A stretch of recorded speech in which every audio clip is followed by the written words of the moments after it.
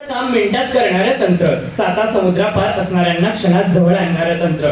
एवढंच नाही तर एका वादविवाद स्पर्धेमध्ये संगणक स्पर्धक असणं आणि रोबो नावाचा निवेदक असणं इथंच थांबलं नाही, तर मानवी मेंदूमध्ये असणाऱ्या गाठीचं अचूक निदान करणारा रोबो डॉक्टर, हे सगळं सहज शक्य झालं ते केवळ कृत्रिम बुद्धिमत्तेमुळे. आणि यावरून आम्हाला माणसाची कामं यंत्रे करायला लागली, माणसं नसली तरी सुद्धा कामं व्हायला लागली. आणि मग आम्हाला वाटलं कृत्रिम बुद्धिमत्ता ही आमच्यासाठी संधी आहे.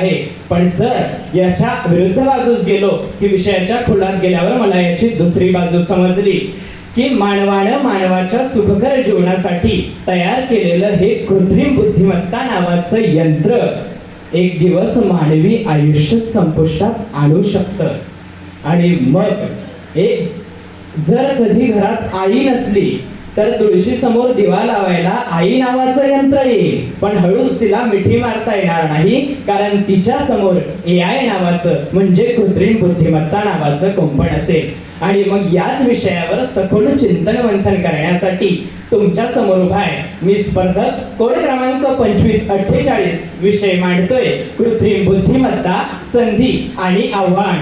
सर, कृत्रिम बुद्धिमत्तेच्या काल्पनिक विश्वात रंगविण्यापेक्षा वर्तमानामध्ये त्यानं केलेला मानवी हस्तक्षेप सांगणं मला जास्त आवडेल. एक उदाहरण देऊ इच्छितो अत्यंत सोप्या शब्दात. सोनू सूद नावाचा अभिनेता चित्रपटात जरी खलनायकाची भूमिका करत असेल तरी वास्तविक जीवनात त्यानं केलेलं माणुसकीचं दर्शन माझ्यासह अनेकांना त्याचा चाहता करून जातं.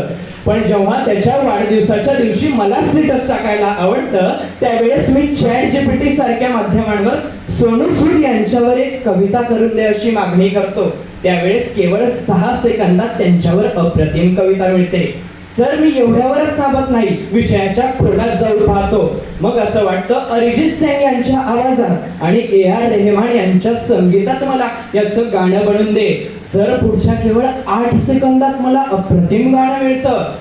सर, एक सामान्य चाहता म्हणून विचार करतो की जर केवळ 6 + 8 सेकंदात केवळ 14 सेकंदात जर मला अप्रतिम गाणं मिळतं, जे की बाहेर अरिजित सिंगच्या आवाजात करायचं म्हणल्यावर लाखो रुपये लागतील, तर मी क्षणभर सुखावतो. AI कृत्रिम बुद्धिमत्ताकडे मी संधी म्हणून पाहायला लागतो.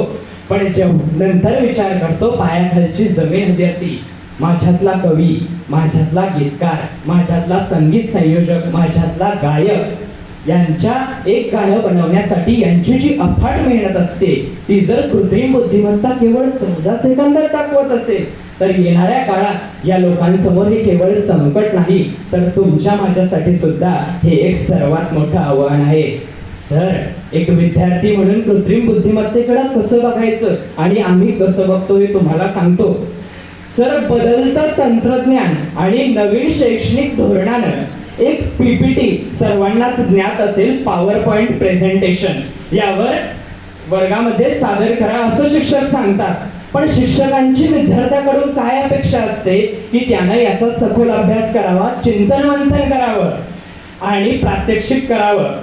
पण माझ्यासारखा विद्यार्थी काय करतो की एखाद्या संकेतस्थळावर जाऊन माझ्या गुरुजींनी मला जो विषय सांगितला तो टाकतो. केवळ 4 सेकंदात मला त्याचं PPT फॉर्मॅट मिळतं. मी कुठलाही अभ्यास करत नाही, काहीच नाही. ते PPT फॉर्मॅट एवढं सुंदर असतं की त्याचं सगळ्यात जास्त ज्ञान असणाऱ्या शिक्षकांना सुद्धा शंका येत नाही की ते कृत्रिम बुद्धिमत्तेनं केलं. मग त्या सर माझं तोंड भरून कौतुक करतात, मलाही त्यातून आनंद वाटतो. पण जेव्हा दूरदृष्टीचा विचार करायला लागतो ना, तेव्हा कळतं की एका महिन्यात जे PPT फॉर्मॅट मला सरांनी करायला सांगितलं ते जर मी 4 सेकंदात करत असेल तर सर आणि मित्र हो, प्रत्येकाला कळतंय कुठंतरी चुकतंय. डॉक्टर बाबासाहेब आंबेडकर असं म्हणतात की विद्यार्थी हा चिकित्सक असला पाहिजे, जिज्ञासू असला पाहिजे, सर्जनशील असला पाहिजे. सर, आजच्या काळात कृत्रिम बुद्धिमत्ता सगळी कामं करतायत, भांडी घासतायत, धुणी धुतायत, संशोधन करतायत, लेखही लिहितायत. पण मानवाला ठरवायचं ना की त्यानं काय करायचं आणि मानवानं काय करायचं. सर, जर लेख लिहिणं आणि संशोधन करणं ही जर कामं कृत्रिम बुद्धिमत्ता करत असेल आणि जर भांडी घासणं, धुणं ही जर कामं मानव करत असेल, तर डार्विन सांगतो की मानवाचा एखादा अवयव फार काळ जर काम करणं जर बंद करत असेल, फार काम जर फार काळ जर काम करणं बंद करत असेल तर कालांतरानं तो अवयव गळून पडतो. आणि प्रत्येक वेळेस माझी पिढी जर हॅलो अलेक्सा, ओके गुगल म्हणत असेल तर इथलाच विषय सांगतो. आजच्या काळात युवकांची राष्ट्रासाठी जी जडणघडण आहे तो विषय तुम्ही इथल्या विद्यार्थ्यांना दिला. सर, माझ्याजवळ अनेक विद्यार्थी होते, त्यांचा विचार मांडा असं सांगितलं आणि तो त्यांचा विचार जर त्यांनी ChatGPT वर शोधला. सर, विचार करा, आपला विचार जर आपण ChatGPT वर शोधत असू तर येणाऱ्या काळात त्याचा भारत देशावर, आमच्या पिढीवर, आमच्या रोजगारावर काय परिणाम होईल याचंही चित्र तुम्हाला दिसून आलं असेल.